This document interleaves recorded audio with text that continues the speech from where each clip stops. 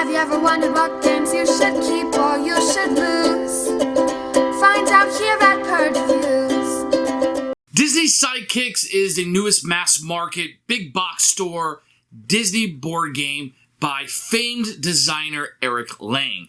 And we learn a few things from this game. One, Eric Lang is one of the most famous, best game designers on the planet. Love a lot of his games, but he may not be cut out for mass market games because this is not a mass market game. And how this game got past gameplay, how this game got past play testing, how this game got past Disney is beyond me. Now, I'm happy to have a little bit more upscale of a Disney game. Thank you very much.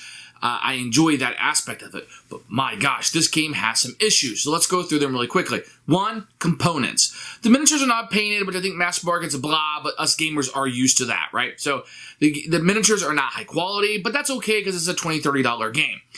Where this game loses me is on the chits. The chits are so small, it's almost like there's some kind of inside joke that I'm not part of. They're going to be easy to lose. They're hard to fiddle with when you're across the board. It's hard. Is that a villager? Is that a guard? Is that an attack token? What exactly is that? They're so small. Now, they do fit well on the cards. And there's some other things, but and they're misprinted. Like, they're not even printed well on it. Like, they're sideways or off a little bit. And it's just not a very good production at all. Let's put that aside. Mass market, maybe you don't want good components and you're not going to get them there.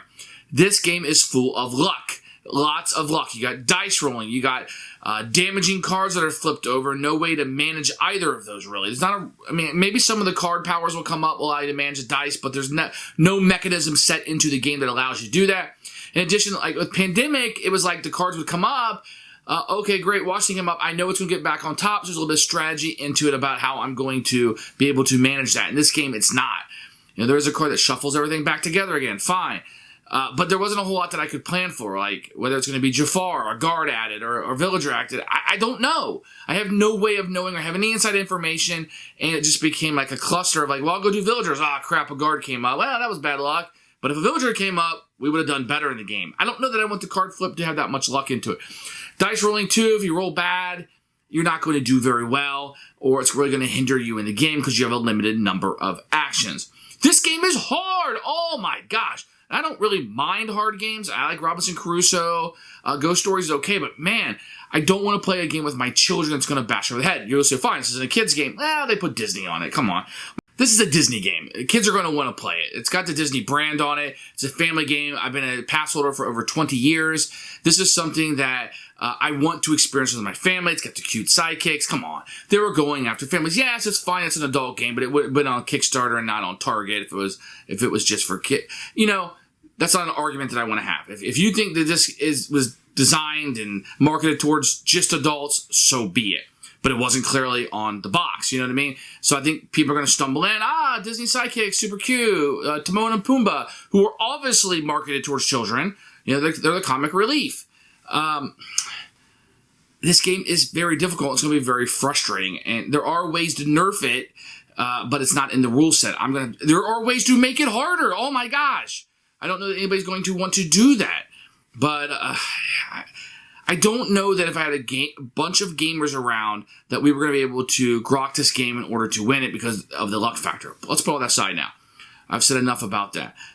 The game is hard to manage. The rule set isn't very good. We were a couple things like Iego being on, like how do you get him off? How do you detach them? The rules talked about attaching and detaching, but didn't tell us how to detach. I was kind of looking, how do you detach him? There was one card in a danger that would put him on somebody else. It was just very difficult to understand exactly what was going on. Some rules clarifications, a FAQ, a better rule set would have helped with that. But there's a lot to manage here. So you're managing your sidekick character has unique powers and potentially three cards that you're kind of managing. Then you're going to be doing the villain also. And it's just a lot for people to manage. And really, what's a Disney game, right? You know, we're not playing a myth here. We're not going into that in-depth type of game that we're looking for. This is a $30 Target game with Disney IP on it, where you're playing a talking candlestick from Beauty and the Beast. And now I'm managing all this stuff. Now, I don't mind that, but it's going to become more difficult as I play it with my children. That's fine. It's going to require a little bit more work from me. But the game is difficult on top of it, and it's hard to manage, and it's not very user-friendly with the components, and that becomes a huge miss for me. Mr. Lang might want to stick to the games that he's good. He was good at making the same game over and over. Midgard, Rising Sun, Blood Rage, and a whole line of games that were just the same. Chaos in the Old World is the same game over and over. He might want to stick to that, because when he goes into this territory, he borrowed heavily from other games. You got obviously the defense, Castle Panic, the board looks like that, right? You got the movement, it's got the pandemic with the danger deck. I mean, a lot of borrowed stuff here, but none of it was better. It was more frustrating. The components were let down. It was harder. It wasn't punishing in a good way, the way Robinson Crusoe is like, oh man, this tiger's going to be in that deck. I know he's going to be in there. It's more like, you roll a 6 and you lose the game. Not very much fun. So this is a total miss. I mean, the hardcore Disney collectors, if you want to put this on a shelf and allow it to collect dust. Is the game good? It's okay. It's a fun enough game. There's a lot to manage. It's very brutal. I think if you got some adult Disney gamers around and they're ready for a brutal experience, I think that they would like this one. If you really like ghost stories, then you're really going to like this game. It's just going to be that kind of brutality to it. I might want to play this on the app more than the board game, just because it can be over quicker, and if I lose, I can just start again. I tend to like luck a little bit more in video games than I do board games. I don't know if that's just me. For me, total miss. Purge, awful game. Do not be tricked by the Disney IP. This is not something you want to play. So this is Disney Sidekicks. Time to kick it into hero mode. You can see these are the 5 playable characters. Abu, Lumiere, Tinkerbell, Pumbaa, and Timon together, and the 3 fairies from... So, I mean, there's a lot of setup here for expansions if they end up going that route, but after the review of this game, I would suggest that they're probably not going to do that. You're going to get a rule book, which we'll take a look at in a few minutes. You're going to get attention. They tell you there's a video. Very much needed because this isn't very good. You're going to get a board. Now, it's a very beautiful board, not very user-friendly, perhaps. It's double-sided based on the number of players. You can see up here it says 4P. The other side would be 2 and 3. It just has different paths depending on how many players you're going to have. But these are the spots that you'll need. It's a little confusing, but it's not that bad. It has a lot of gloss to it, as you can already see.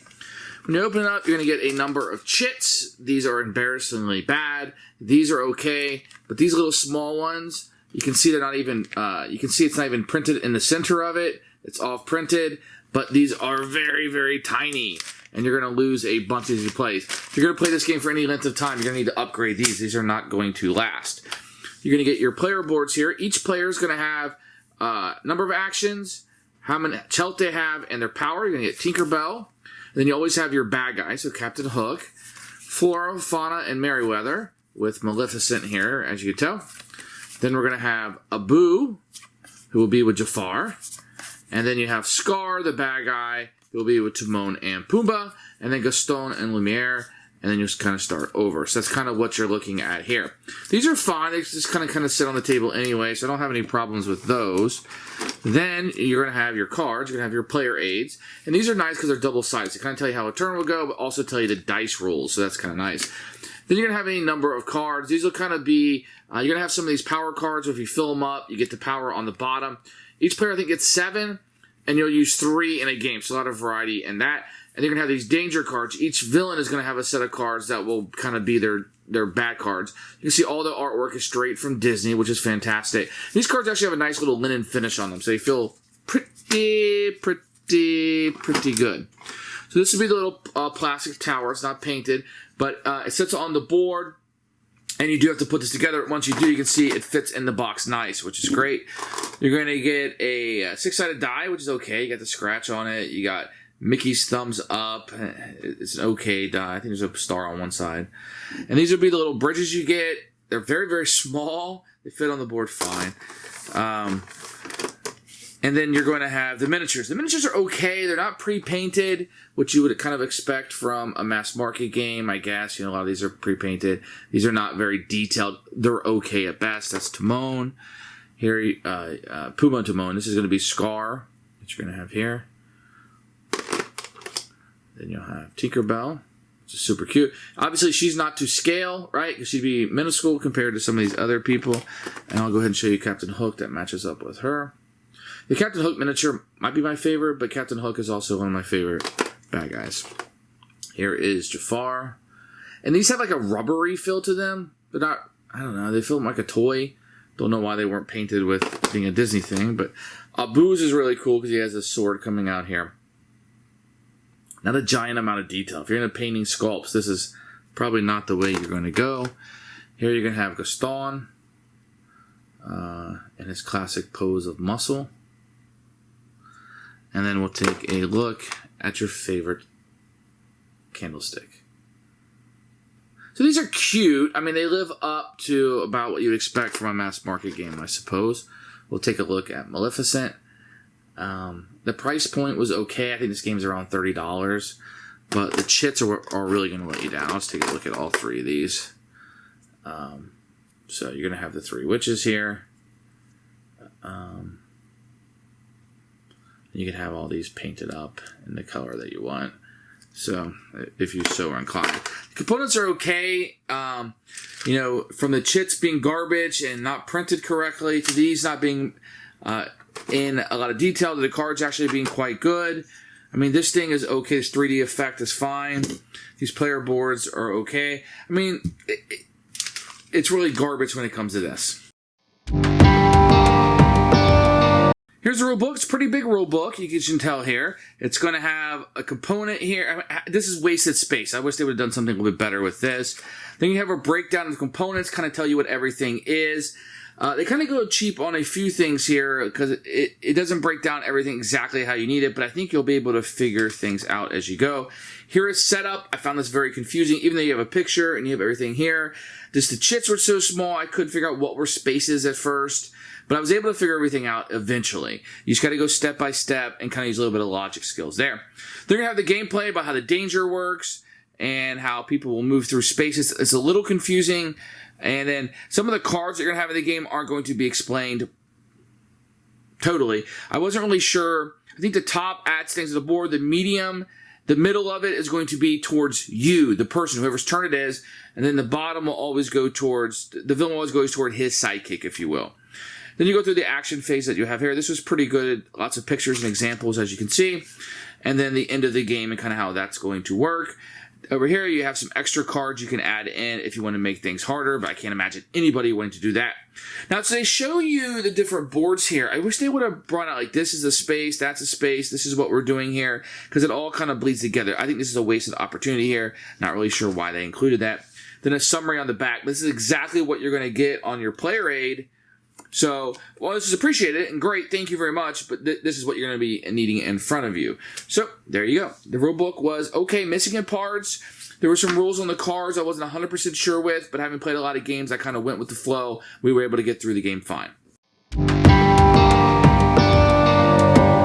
So the first part of the game is going to be the danger deck. There's always going to be these two cards, and there's some more cards you can put in the deck to make it a little harder, but these are going to be the neutral one. And then for each bad guy, he's going to have his own set of cards that you'll add in. So you'll take the neutral cards with the bad guy cards, and you'll shuffle them up, and that will be your danger deck. Each player turn, not round, but each player, every time a player takes a turn, you're going to turn over a danger card and do what it says. Normally, this is going to put tokens out on the board. We'll get back to that later. The middle part will be something that will happen, and then the bottom part will be this particular villain will move towards this sidekick. So if you're looking here, even though like I might be playing as Tinkerbell, at the bottom of this, Gaston is going to move towards Lumiere. So it's going to be a little bit different, more character specific. So attack the board.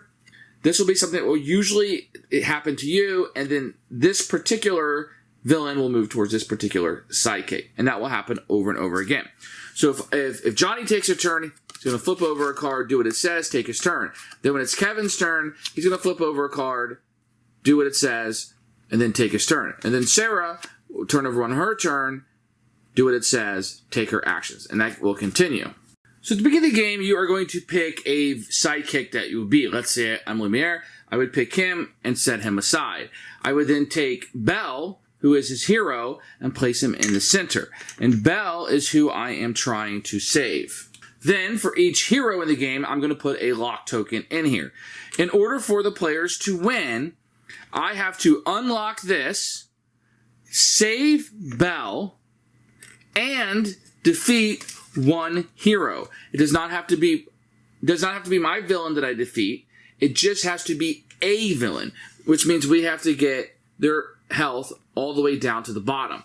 So even though you might be playing a 4-player game and have 4 villains in the game, we only have to defeat one, but everybody must rescue their own hero.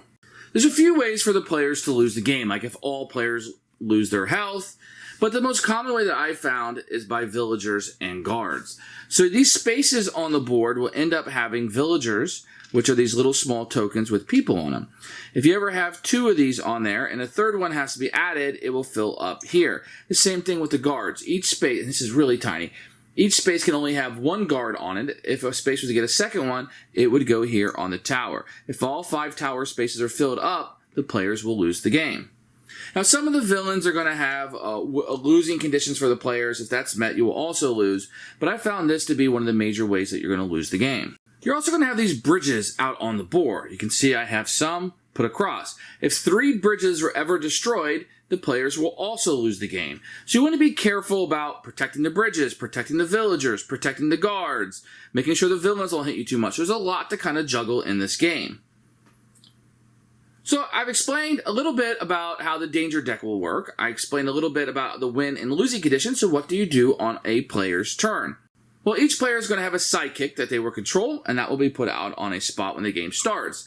And then you will have a villain that will automatically be out, and that will be placed on a spot. So what a player can do on their turn is they can move 1 space for 1 action. And each player will have a number of actions depending on what this number is here. Usually it's 3 or 4. So I can move 1 space. But if there's a sidekick in that space or a villain, I can't go in that space. I would skip over them and go somewhere else. So you could definitely chain things as you're going through. So let's say I wanted to get over this spot to save these villagers. For 1 action, I can simply move all the way there because these things are occupied. So I can move here to take this action. Now, if I want to take a villager off the spot, I simply spend an action to take it off.